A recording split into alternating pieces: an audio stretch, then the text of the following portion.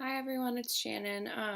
So I'm going to be talking about my abstract essay, and for mine, I did a scene from the movie Trainspotting. It's kind of not necessarily gory, but it is kind of a morbid scene. So basically, what happens is it's a bunch of heroin addicts, and one of the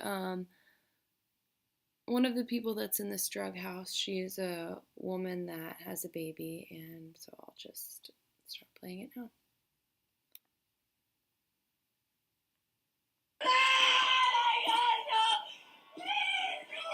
I think Alison had been screaming all day, but it hadn't really registered before.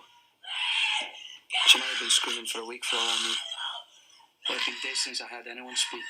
Okay, so obviously I couldn't figure out how to do like the little like screen in the corner, but so the first thing I noticed about this was when he is narrating the scene. Also, the camera is moving in through the house. There's this dark blue lighting.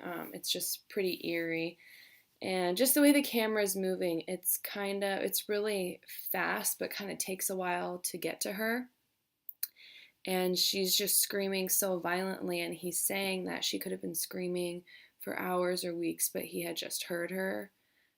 So you can just tell something really bad is going to happen.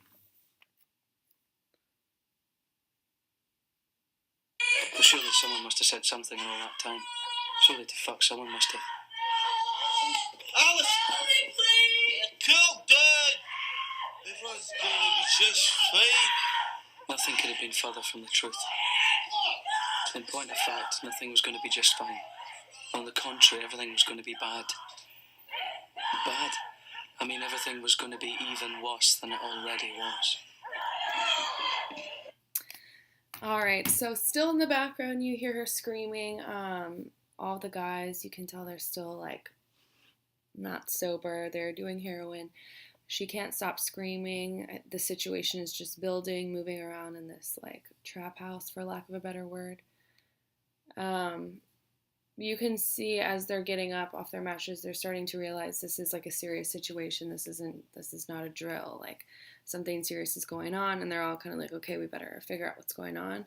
Still like that very like not the blue lighting anymore, but still it's not like a pretty white light. It's just like eerie. It's very dark.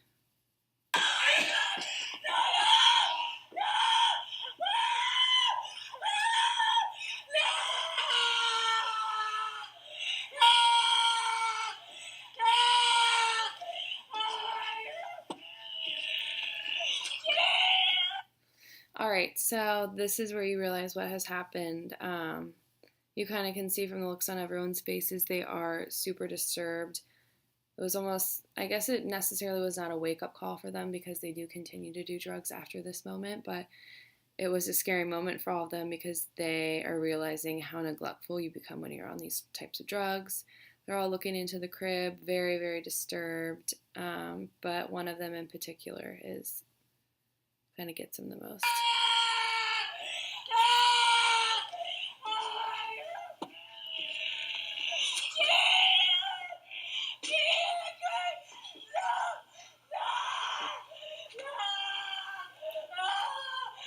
It wasn't my baby. She wasn't my baby. Baby Dawn, she wasn't mine. Spuds, Swannies, sick boys. I don't know. Maybe Alison knew, maybe not. I wished I could think of something to say. Something sympathetic, something human. Say something, Mark. Fucking say something! Huh?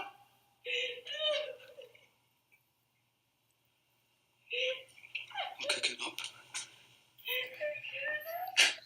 So, none of them, I mean, two of them are crying. One of them has to leave the room. The other one is silent. One of them is screaming, and still in the background, you are just hearing this.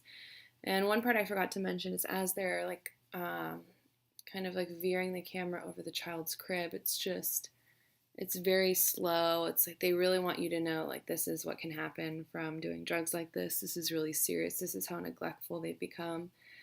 And so the man over the crib, he's clearly the most distraught about it. His name is Sick Boy in the movie, and as the narrator is saying, it could have been Spud, Sick Boy, he doesn't know. But soon, in a moment, you find out who's the father.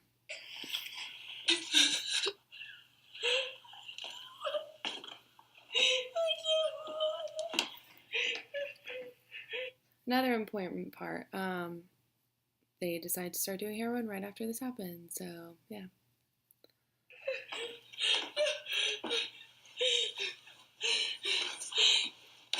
Kick us up a short range. I really need a hit. And so she did. I could understand that. To take the pain away.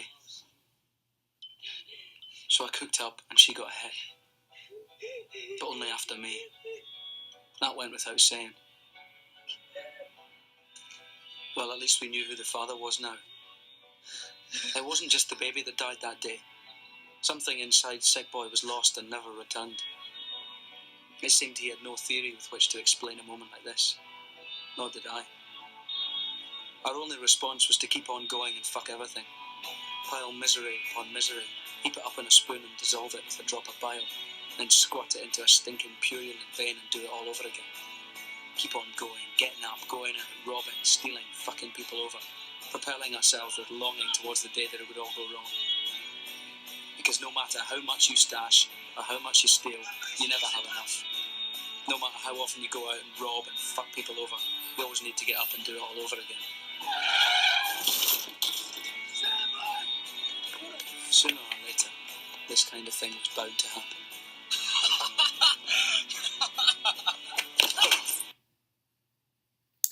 Alright, so that's the end of the scene.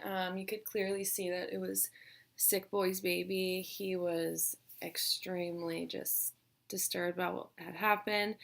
And I also think part of it was the fact that he had ignored that this was his baby the whole time until the moment that she was dead before his eyes. So that was a really, tough scene as the music is playing. And then the narration comes back in. They're all running down the street, clearly running from something. And there's this rock and roll music playing. It's very fast paced. You can tell they're doing something wrong. What they actually had done was robbed a store.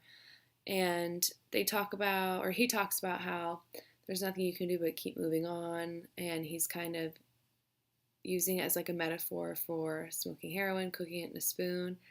And they talk about how they're just, all they can do is just keep stealing and robbing and fucking people over. Pardon my French.